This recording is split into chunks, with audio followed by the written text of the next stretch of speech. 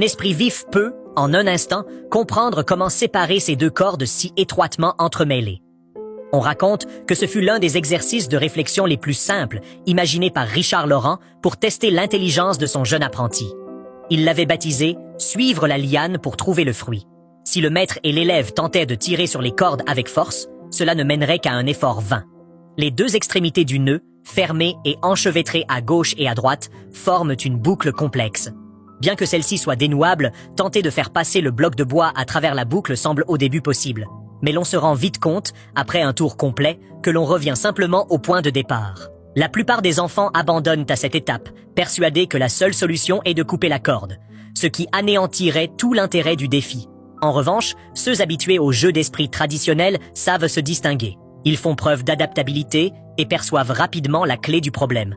En y regardant de plus près, on aperçoit un petit trou circulaire dans la planche de bois, souvent ignoré à cause de la perle fixée dessus.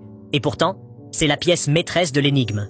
Il faut saisir le nœud de droite, former une boucle comme un anneau et la faire passer par le trou circulaire situé dans le coin supérieur droit de la planche de gauche.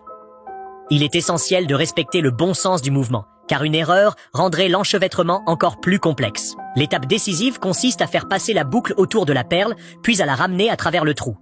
Grâce au principe du décalage spatial, les cordes finissent par se détacher avec succès. Alors, qu'en dis-tu? Ce n'est pas le moment d'applaudir?